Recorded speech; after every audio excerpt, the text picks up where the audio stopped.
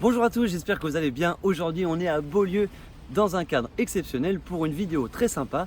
Comment le manque de sommeil peut t'empêcher de vivre et t'empêcher de perdre du gras. Le premier constat qu'on peut faire concernant le sommeil, c'est qu'on ne dort pas assez. À chaque fois que je dis que je dors 8 heures, les gens me regardent avec des yeux d'extraterrestre. Et oui, je me couche avant 22 heures et je me lève vers 6 heures du matin, ce qui nous fait bien 8 heures. Le nombre d'heures idéal pour le sommeil, c'est entre 7h30 et 9h. Alors ça, je l'ai vérifié 4, 5, 6 sources différentes. Ils sont tous d'accord là-dessus. Le sommeil idéal, 7h30 à 9h de sommeil. Le sommeil, c'est vraiment quelque chose de primordial.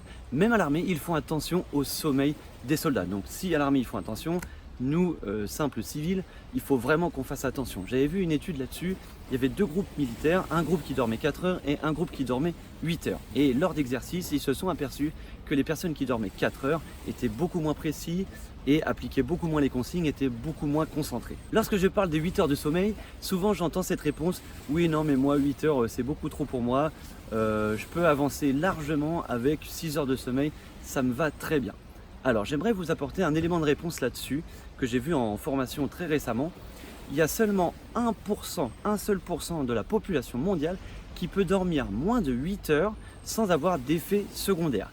Et même ce 1% doit dormir au moins 6h30 pour ne pas avoir d'effets secondaires. Donc vous voyez bien que vous avez beaucoup plus de chances d'avoir des effets secondaires liés au manque de sommeil que de faire partie de cette élite de la population qui peut dormir moins de 8 heures sans avoir de troubles. Et justement, les troubles, c'est ce qu'on va voir juste après. Les premiers troubles qu'on va voir ensemble, c'est des troubles que tout le monde connaît plus ou moins.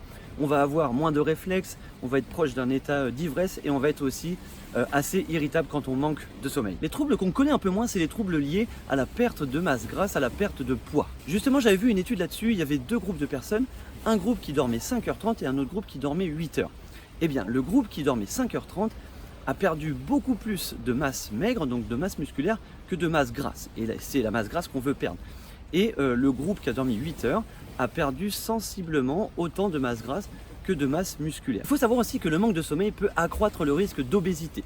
Pourquoi? Parce que lorsqu'on est fatigué, déjà on a une baisse des dépenses, on a moins envie de bouger, et ça va perturber aussi le sentiment d'appétit et le sentiment de satiété. Donc vous allez manger plus et vous allez avoir faim beaucoup plus souvent dans la journée. Allez, le dernier trouble qu'on va voir ensemble, parce que tu as vu, il y en a pas mal, c'est le risque de blessure. Alors, si vous faites du sport tous les jours, si vous dormez moins de 8 heures, vous avez une augmentation du risque de blessure. Alors, je ne vous dis pas que si vous dormez 6h30 une nuit, vous allez forcément vous blesser derrière, mais avec du manque de sommeil accumulé, vous fragilisez votre corps et sur une activité des fois bénigne, eh bien vous pouvez vous blesser. Alors heureusement, il y a des solutions et j'aimerais vous dire en premier qu'il existe apparemment une espèce de banque du sommeil, c'est-à-dire que si tu dors à peu près 6h30 une nuit, les quelques jours qui suivent, si tu dors un peu plus longtemps, tu vas pouvoir récupérer le sommeil que tu as perdu. Mais malheureusement, tu ne récupères pas tout. La première solution qu'on va voir ensemble, c'est simplement les écrans. Il faut absolument réduire l'exposition aux écrans avant d'aller se coucher. Alors je ne sais pas pour vous, mais moi par exemple, si je regarde la télé avant d'aller me coucher, c'est impossible. Je mets au moins 1 heure à m'endormir, alors que si je coupe les écrans avant d'aller me coucher et que je me mets un peu de lecture, etc., eh bien, je vais m'endormir beaucoup plus facilement. La deuxième solution qu'on va voir ensemble, c'est le conditionnement. Ce qui peut être intéressant de faire avant d'aller se coucher, c'est de mettre un genre de rituel en place. Donc, tu vas te brosser les dents, tu peux te prendre une douche bien chaude, mettre un petit peu de musique de détente, faire de la lecture, par exemple. Voilà, tout ce contexte-là de descente, de détente qui te permet d'aller te coucher sereinement. C'est un petit peu, si vous voulez, j'avais aimé ce parallèle que j'avais pu voir en formation. C'est comme les enfants en fait, quand vous avez des enfants. Votre enfant il court dans la maison, vous le prenez pas et vous dites allez hop, t'as fini de courir, maintenant tu vas te coucher. Il faut une transition avec votre enfant, vous lui faites prendre une douche, vous le calmez, vous baissez la lumière, vous le mettez au lit, vous lui racontez une histoire et ça lui permet de descendre. Et bien vous, c'est pareil. La troisième solution, c'est de respecter l'horaire idéal de coucher. Il est à peu près entre 21h30 et 22h. Pourquoi? Parce qu'à 21h, tu as le début de la sécrétion de la mélatonine qui entre en jeu. Ça fait partie du cycle circadien. J'avais fait une vidéo là-dessus, je te mettrai le lien, c'est vraiment très intéressant, regarde.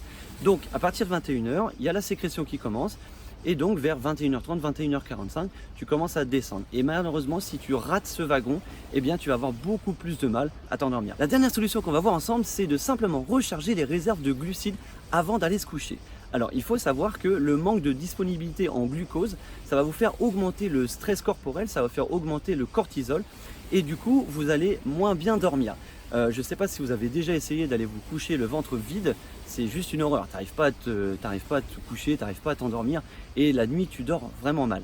Donc ce qui est fait, c'est une croyance qui est tombée assez récemment pour moi.